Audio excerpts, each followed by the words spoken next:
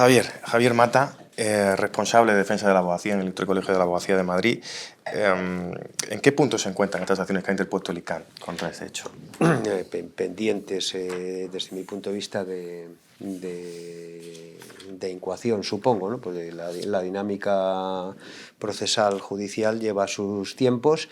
La denuncia se firma y se presenta por el decano del ICAM el día 20 de marzo de este año. Inmediatamente después, la semana siguiente, se inicia la Semana Santa, con lo cual entiendo que está pendiente aún de reparto. Y lo mismo respecto de la solicitud de incoación de expediente disciplinario que se ha interpuesto en Fiscalía. A mí no me consta hasta esta fecha que se haya dictado ningún tipo de resolución en ninguno de los dos procedimientos, uno administrativo y otro judicial, teniendo en cuenta, insisto, que los juzgados de Madrid tienen más que cierto retraso en el propio reparto y después en la incoación de los procedimientos. Todavía es pronto para tener alguna noticia. No le voy a plantear a usted esta pregunta, Javier, porque es parte en el asunto, forma parte de la Junta de Gobierno del Ilustre Colegio de la Abogacía de Madrid. Sí, Alfonso, como abogado en ejercicio, no sabemos si una muestra representativa de la abogacía en ejercicio, pero sí un abogado del que queremos saber su opinión. ¿Se ha sentido desprotegido como abogado por parte del Consejo General de la Abogacía Española, apoyado por parte del ICANN, viceversa? ¿Cuáles son sus sensaciones como abogado ante este hecho? Esto, como todas las preguntas que hace usted, Pablo, son muy pertinentes. Vamos a ver, yo creo que el Colegio de Abogados de Madrid, el Colegio de la Abogacía de Madrid, ha actuado como no le ha quedado más remedio que actuar y lo ha hecho correctamente. Es decir, no podía silenciar o dejar de actuar como lo ha hecho ante unos hechos tan graves como estos. El Consejo creo que lanzó también, emitió un acuerdo, una resolución, bueno, un poco más tibio, o bastante más tibio que el del Colegio de Madrid. Y, en fin, yo como abogado particularmente sí que hubiera agradecido un poquito más de firmeza en el comunicado del Consejo, pero estoy seguro de que si el Consejo lo ha hecho así es porque ha considerado que era lo que tenía que hacer y no podía hacer más. Es evidente que esto afecta principalmente al propio Colegio de Madrid o a un asunto que se está sustanciando en Madrid y, por tanto, el Colegio de la Abogacía de Madrid es lógico que sea quien lidere esta respuesta a la que ha tenido que plantear ante la gravedad de los hechos. Y bueno, pues el Consejo supongo que se habrá sentido ya, digamos, autorizado a que, como ya estaba el Colegio de la Abogacía de Madrid siendo firme, pues no hacía falta que el Consejo lo fuera tanto. No sé si se me entiende. Totalmente. Javier, no como abogado en ejercicio, sí desde su figura institucional, ¿cuál es su consideración acerca del posicionamiento del Consejo General de la Abogacía Española ante esta filtración de la noticia? El Consejo es un órgano complicado, conformado por los 83 decanos y solamente una reunión del Consejo es ciertamente complejo, la propia convocatoria y la propia celebración de la reunión y, por supuesto, también la adopción de decisiones. Este es un tema no solamente delicado, sino técnicamente complejo, pero el comunicado del Consejo recoge, si se quiere, con mayor suavidad, recoge la misma conclusión, es decir, se ha producido una vulneración del secreto profesional y actúese como procederá. De todas maneras, hay que tener en cuenta algo que ha apuntado Alfonso y es importante. La nota informativa emana de la Fiscalía Provincial de Madrid y, por tanto, quien que hemos creído en la Junta de Gobierno que hemos de liderar esta reacción es el Colegio de la Abogacía de Madrid, precisamente por lo que Alfonso decía, del ámbito competencial, tanto desde la propia emisión de la nota informativa por la Fiscalía, como el fuero competencial de conocimiento general del asunto. Porque el tema, entiendo, yo no lo conozco tampoco, pero entiendo que dimana de la agencia tributaria con sede en Madrid, se presenta el domicilio del del investigado se encuentra en Madrid, actúa la Fiscalía de Madrid, es a la Fiscalía de Madrid a la que se le pide la negociación para la conformidad. O sea, el ámbito competencial evidentemente corresponde al ámbito de la Comunidad de Madrid, por tanto es el Colegio de la Abogacía de Madrid el que tiene que liderar cualquier tipo de reacción. Sin perjuicio de las que pueda poner en marcha el propio investigado o la defensa del investigado. Eso nosotros no entramos en ello. Nosotros estamos defendiendo el secreto profesional. Precisamente quería preguntarle por esto, porque al toparse el Ilustre Colegio de la Abogacía de Madrid, al toparse también el Consejo General de la Abogacía Española con un procedimiento judicial que tiene una clara implicación política, siempre habrá detractores que entiendan que el colegio de facto se está posicionando políticamente, ¿no? ¿Qué tendría que ha habido esa crítica? Existe, sí, no podemos ocultarla. ¿Qué podría decir ante esta gente que espeta ese reproche? Nosotros no tenemos ni podemos tener ningún posicionamiento político. Representamos a 75.000 colegiados que tienen muchas sensibilidades políticas, desde luego. Por tanto, no nos permitiríamos jamás entrar en política. Eso es lo peor que podríamos hacer. Nosotros estamos defendiendo el pilar más importante de la profesión, que es el secreto profesional, porque es la única garantía de un ejercicio del derecho de defensa y de la imparcialidad de los tribunales. A partir de ahí, los medios de comunicación o cualquier otro podrá decir lo que le parezca, pero desde luego nuestra posición es la que es: la defensa exclusiva del secreto profesional, que entendemos gravemente vulnerado por la Fiscalía, incluso con posibilidad de que pueda haber sido una actuación delictiva. Sin más. Alfonso Trayero, ¿confía en la independencia del Ministerio Fiscal? Confío en la independencia y en el buen criterio de la inmensísima mayoría de los miembros de la carrera fiscal que están ejerciendo en el Ministerio Fiscal en España. Sin ninguna duda confío en ellos. Llevo muchos años comprobando que con nuestras discrepancias, pero son servidores públicos ejemplares y que tienen muy claro cuáles son sus deberes y cuáles son sus límites. Por desgracia, no confío en absoluto en cómo está orientándose en los últimos tiempos, particularmente en los ultimísimos tiempos, la jerarquía de la Fiscalía española.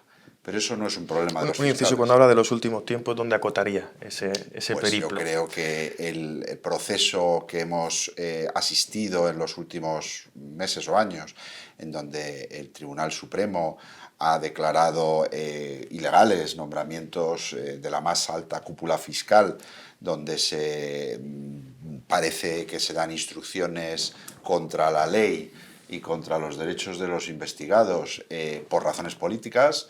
En fin, no creo que haya que ser muy hábil para poder acotar la politización de la Fiscalía en los últimos tiempos y en el último gobierno que venimos ahora mismo padeciendo, es la expresión que tengo que decir. Respecto a este hecho, padecemos un gobierno que no, en mi opinión, no está siendo respetuoso con la altísima función que representa la Fiscalía. Otra pregunta sería, ¿la Fiscalía ha estado siempre politizada? ¿Lo ha estado solo en el último lapso de tiempo? Como decía, ¿es un vicio que tenemos por el propio diseño institucional? ¿Es sobrevenido por la mala fe del Poder Ejecutivo? ¿Cuál sería su conclusión? Vamos a ver, es que aquí hay que entender una cosa que es complicada de entender y que yo no quiero extenderme mucho. La Fiscalía actúa bajo los principios de jerarquía, conforme al propio Estatuto Orgánico del Ministerio Fiscal, pero sometido el principio de jerarquía a los de legalidad e imparcialidad. ¿Eso qué significa? Que el fiscal que está encima de la cadena de mando no puede anteponer los principios de imparcialidad y legalidad a su criterio como fiscal, por mucho que esté por encima de la cadena de mando. Eso es lo que se está poniendo en riesgo en los últimos tiempos. La Fiscalía, el fiscal general del Estado, en la medida en que lo nombra el propio gobierno de la nación, pues evidentemente se puede, buscar una alternativa quizá mejor a esa, que no es tan fácil encontrarla. Pero una cosa es que el fiscal general del Estado lo nombre el gobierno y otra cosa es que el fiscal general del Estado incida en su principio de jerarquía vulnerando los principios de imparcialidad y legalidad. Y eso es donde estamos, por desgracia, aparentemente en los últimos tiempos. Javier Mata, ¿confía en la independencia del Ministerio Fiscal? Sí, radicalmente sí. No tengo otra respuesta. Si no confiáramos en la imparcialidad de los jueces y en la independencia del Ministerio Fiscal, no podríamos creer en el Estado de Derecho. Por lo tanto, ¿confía en que las actuaciones del ICANN contra esta supuesta irregularidad del Ministerio Fiscal acaben exonerando la responsabilidad del Ministerio Fiscal? Bueno, confiamos en que el juzgado de instrucción al que le corresponda o el tribunal que finalmente recaiga esta denuncia, con imparcialidad, investigue, uno, si estos hechos pueden ser delictivos, dos, quiénes pueden ser los responsables de estos hechos. Y a partir de ahí, nosotros no tenemos nada más que decir. Hemos puesto las cosas donde entendemos que debíamos ponerla en defensa de la profesión y ahora ya es cuestión de los tribunales de justicia. Le plantearé la misma pregunta de otra forma, con otro enfoque. ¿La politización de las instituciones del Estado puede vulnerar a gremios, actividades profesionales como la abogacía? O sea, la contaminación que puede proceder de la política puede, como el humo, filtrarse por instituciones, organismos, etcétera, etcétera. Precisamente esa es la principal lucha, una de las principales luchas de la democracia. Es decir, el principio de separación de poderes debe ser sagrado y dentro del ámbito en el que nos movemos, que es el ámbito del Poder Judicial, la independencia debe ser sagrada. Posiblemente pueda pensarse que por razones distintas el poder político pretenda interferir, pero da igual el signo del gobierno o del Parlamento, no pretende interferir. Pero el Poder Judicial y los organismos que giran en torno a la justicia tienen los mecanismos suficientes como para poder prevenir y defenderse de cualquier presunta intromisión de cualquiera de los otros dos poderes del Estado en su labor. De hecho, lo viene proclamando insistentemente el presidente del Consejo General del Poder Judicial, que en alguna, creo que fue en la inauguración del año judicial, dijo una frase, déjennos en paz. Ese es el resumen. O sea, la justicia tiene medios para poderse defender, pero tienen que dejarle que esos medios se utilicen en plenitud. Pero parece que ante un hecho como el bloqueo de la renovación del Consejo General del Poder Judicial, hemos delegado en el buen hacer del político, en la buena fe del Poder Legislativo y Ejecutivo, el propio funcionamiento de las instituciones. Esto habla ¿de qué? ¿De mala praxis política? ¿De electoralismo? ¿De intereses electorales? ¿De intereses políticos que se contraponen al propio funcionamiento de las instituciones? ¿O de un mal diseño institucional? Yo estoy con Alfonso. Es decir, es posible que pueda haber un mal diseño institucional. Ahí está la discusión. Los distintos modelos de configuración de la cúpula de la justicia y se tendrá que resolver de la manera que sea. Lo tiene que resolver el Parlamento modificando o no las leyes que entienda que han de modificarse. No, es que estamos hablando de un plano distinto. Una cosa es el plano institucional, sobre el diseño de las diferentes instituciones y evitar que conflictúen los poderes del Estado, y otra cosa es lo que es la justicia real, es decir, esa justicia en la que día a día trabajamos fiscales, jueces, abogados, defendiendo cada uno nuestros intereses como nos ordenan nuestros respectivos estatutos orgánicos. Los que estamos operando día a día en la justicia tenemos que hacer abstracción de lo que está pasando en el diseño institucional o en los órganos de gobierno y dedicarnos a impartir justicia porque es un derecho fundamental de los ciudadanos. Dejemos al político hacer política, pero como dijo el presidente del Consejo, dejemos a los jueces hacer justicia. Cuando hablamos de un hecho concreto, como esta filtración de la Fiscalía, analizamos su incidencia directa ante un posible delito, pero puede que también estemos hablando de algo un poco más elevado, que es el principio de separación de poderes. ¿Considera que España dispone de sistemas que garanticen esa separación de poderes, Alfonso? Yo creo que nuestras instituciones y nuestra legislación es sólida para garantizar que estamos ante un Estado en donde se cumple la separación de poderes. Y los propios órganos judiciales encargados de tutelar ese mismo sistema de separación de poderes no les va a temblar el pulso en actuar conforme a sus propias normas, las que nos hemos dotado todos los españoles y españolas, para que se cumpla.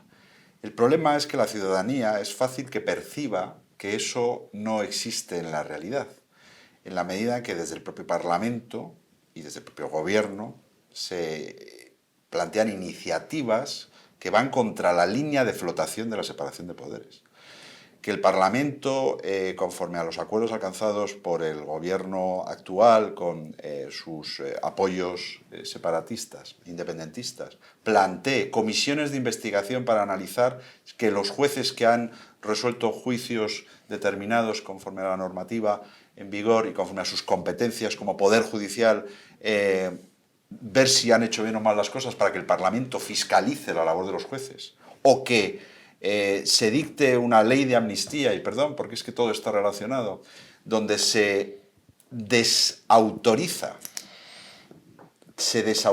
el Poder Judicial de manera directa y flagrante, son hechos muy graves que hacen que la ciudadanía tema que la separación de poderes esté en riesgo. No solo lo teme la ciudadanía, lo temen las autoridades europeas, que tendrán que resolver sobre esto en su momento. Pero decía, Alfonso, la ciudadanía puede percibir, y luego decía, se está impactando contra la línea de flotación de esa separación de poderes. Entonces, la ciudadanía lo puede percibir y lo percibe porque está ocurriendo, o es una falsa sensación. La cuestión estética de la separación de poderes también va unido al propio concepto de separación de poderes. En resumidas cuentas, ¿se está vulnerando la separación de poderes? Se está intentando vulnerar la separación de poderes, esa es mi opinión. Lo que pasa es que confío plenamente en que, llegado el momento, se comprobará que el sistema de normas que tenemos no solo en España, sino en la Unión Europea, va a proteger a la separación de poderes de esos intentos de atentado contra la misma. ¿Eso qué es? Pues que el Tribunal de Justicia de la Unión Europea, los jueces españoles, sin ninguna duda también, cuando tengan que aplicar esa normativa que pretende vulnerar la separación de poderes, harán lo posible por defender que esa normativa no puede ser aplicada. Esa es mi opinión. Hablaba Alfonso de la ley de amnistía. El Ilustre Colegio de la Abogacía de Madrid también ha tenido un posicionamiento tajante sobre esta ley que impugna la resolución judicial del Tribunal Sentenciador, que es el Tribunal Supremo, y que también impugna la propia legislación española porque inaplica nuestros preceptos penales, ¿no? ¿Cuál es su posicionamiento acerca de la ley de amnistía?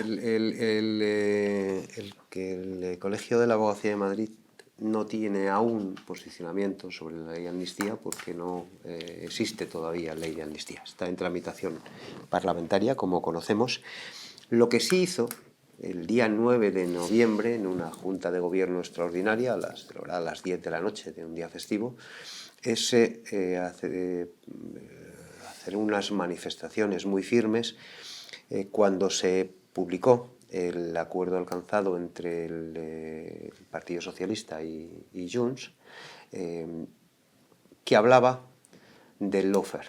En ese momento el colegio entendió que eso era absolutamente inadmisible y existía la posibilidad de una invasión del poder ejecutivo y legislativo en el poder judicial, y manifestó que no podía en modo alguno cuestionarse de ninguna manera la labor de los tribunales de justicia que habían juzgado y sentenciado unos determinados hechos, pretendiendo que esa labor había sido de carácter político y sirviendo de ariete a determinados intereses, es decir, lo que se conoce como una especie de guerra sucia judicial, etcétera, etcétera.